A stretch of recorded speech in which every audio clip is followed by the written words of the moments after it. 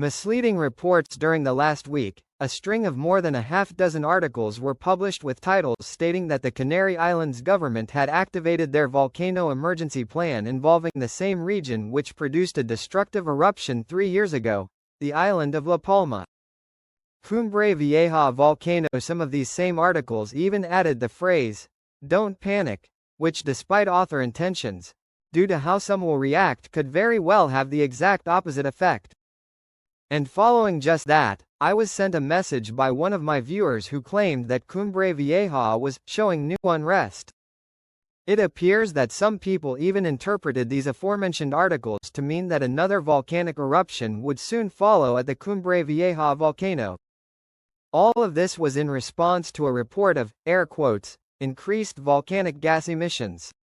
And yet, the underlying report which led to all of these articles that in my opinion have sensationalist headlines that could and appear to have misled some readers was being greatly taken out of context.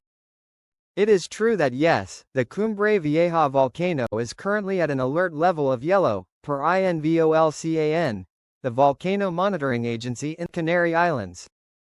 However, this is quite misleading as the Cumbre Vieja volcano has stayed at an alert level of yellow since February 4 of 2022. This alert level has been maintained not due to increasing volcanic activity but rather due to the fact that Cumbre Vieja's shallow and deep magmas and existing lava flows emplaced during its 2021 eruption are still degassing harmful volcanic gases such as carbon dioxide at a high enough rate that under specific circumstances their concentrations could injure or worse to people. While 1,000 parts per million of carbon dioxide leads to lower work productivity across the board for various types of tasks and work, 5,000 parts per million marks levels that OSHA considers the maximum average exposure limit over 8 hours. Also, 40,000 parts per million is immediately dangerous to life and human health, and 70,000 or more parts per million can cause death or unconsciousness within minutes.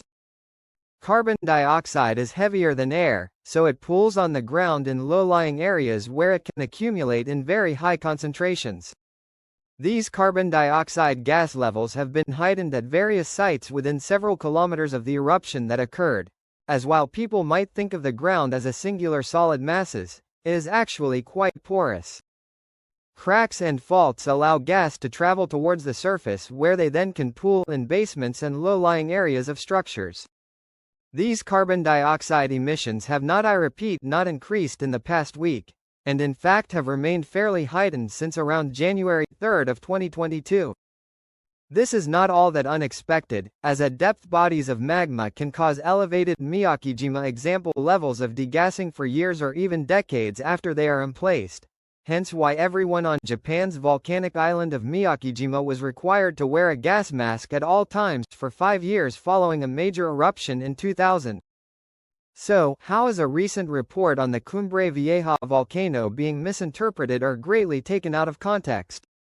Simply put, as part of a project known analysis as Alert CO2, additional sensors are being placed and their data newly interpreted to better map out where humans and animals should be forbidden from entering at this time.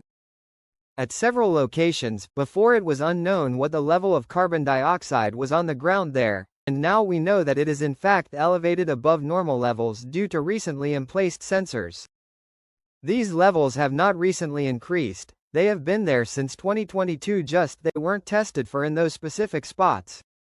Thus, I can truly say that no Canary Island volcanoes including Cumbre Vieja are showing any signs that they might erupt soon or even new signs of unrest, meaning it is safe to travel to the island of La Palma as long as you keep out of the